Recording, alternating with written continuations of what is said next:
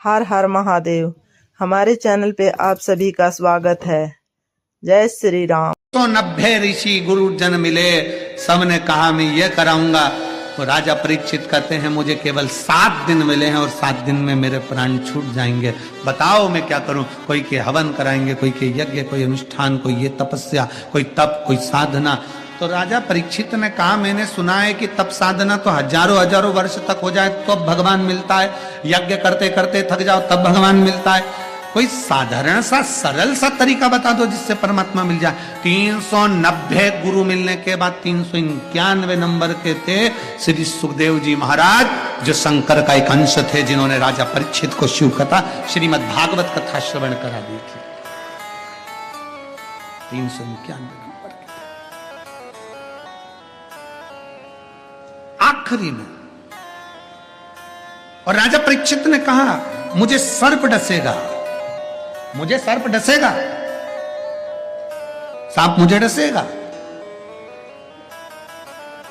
तो राजा परीक्षित के शब्द सुनकर भगवान शंकर के, जिन्होंने शंकर भगवान के मुख से कथा सुनी हो, तोते के बच्चे के रूप में अंडे में से बाहर निकलकर कथा जो सुने हो, वो तोते के बच्चा सुखदेव के रूप में जो प्रगटा हो, जिसने शिव जी के मुख से कथा सुनी हो, फिर उसको दूसरी कथा का स्मरण नहीं होता। जो एक बार भगवान शंकर की कथा में डूब जाता है ना, तो टीवी पर भी वो रिमोट लेकर वो शिव पुराण ही ढूंढता रहता है कि कब मिलेगी कथा सुन।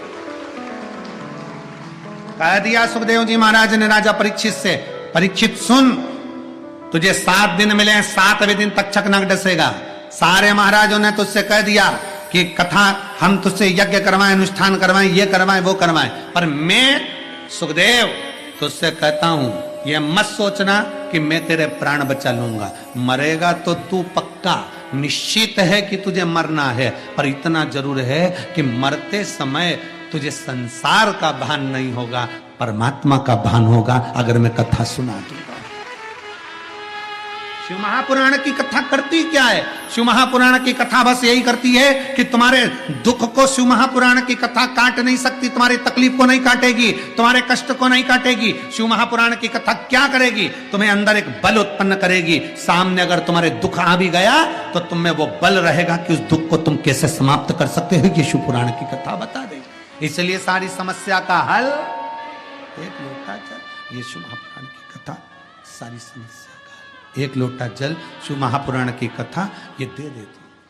आपके जीवन में जो तकलीफ है, आपके जीवन में जो दुख है, आपके जीवन में कष्ट है, आपके जीवन में जो तकलीफ है, आपके जीवन में जो कष्ट है, आपके जीवन में जो दुख है, आपके जीवन में जो कष्ट तकलीफ दुख है, वो आपके जीवन का दुख तकलीफ कष्ट केवल आपके एक लोटा जल से मिट सकता है। आपके भीतर का भाव आप प्रकट करिए, शिव तत्व को अपने भीतर प्रकट करिए, अपने भीतर शिव तत्व को प्रकट करिए।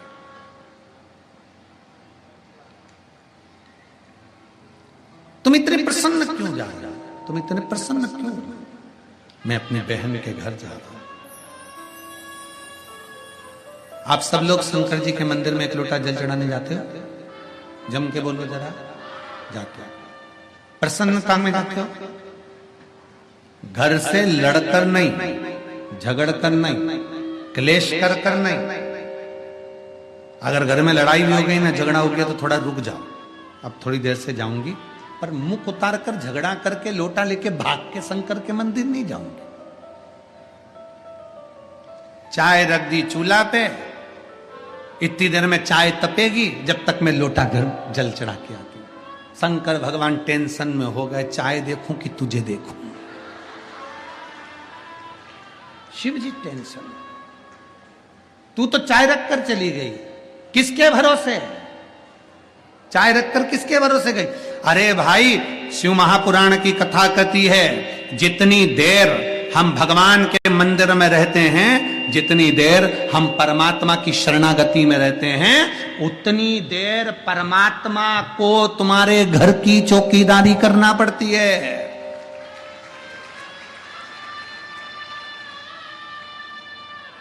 हम तो बाबा के भरोसे चलते हैं, हम तो बाबा के भरोसे चलते हैं, ये दुनिया वाले जलते हैं, ये दुनिया वाले जलते हैं, हम तो बाबा के भरोसे चलते हैं। जितनी देर तुम भगवान के मंदिर में रहते हो, जितनी देर तुम सत्संग में रहते हो, जितनी देर तुम भगवान की, राजा जनक जी की कथा कथी है, राजा जनक जी के गुरु कथा कहने बैठते थे, जब तक जनक जी नहीं आ जाते थे तब तक कथा नहीं कहते थे।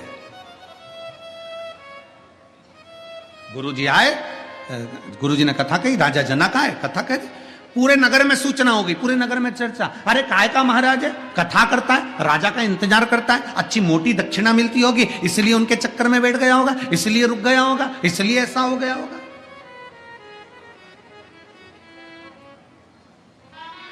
राजा जनक की नगरी में गुरु ने लीला रच दी, आग लगी, आग लगी, सूचना देने वाला आ गया, महाराज पूरे नगर में आग लग गई, जितने कथा सुनने वाले थे सब बग गए, एक अकेले राजा जनक बैठे रहे, अकेले राजा जनक कथा सुनते रहे।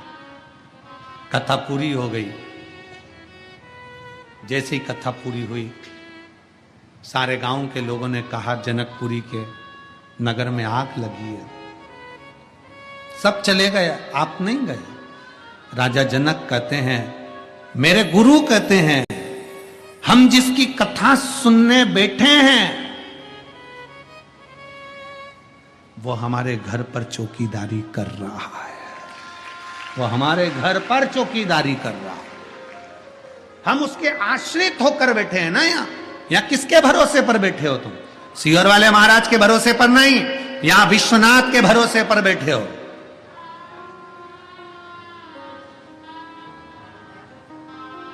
आप में से कितने लोग हैं जिनके दरवाजे पर कोई पीला चावल देने गया था? आपके कितने लोग हैं? क्योंकि यहां शिव महापुराण का तो कोई पंपलेट नहीं बनता, शिव महापुराण का कोई बैनर नहीं बनता, शिव महापुराण की कोई पत्रिका नहीं बनती, शिव महापुराण का कोई पीला चावल नहीं जाता। शिव महापुराण की कथा तो केवल व्यासपीठ से कह देती है, अगली कथा यहां है। और शंकर भगवान जिसके दिल में बैठा होता है और जिसका हाथ मेरे महादेव को पकड़ना होता है, उसको महादेव खींच के पंडाल तक ले आता है।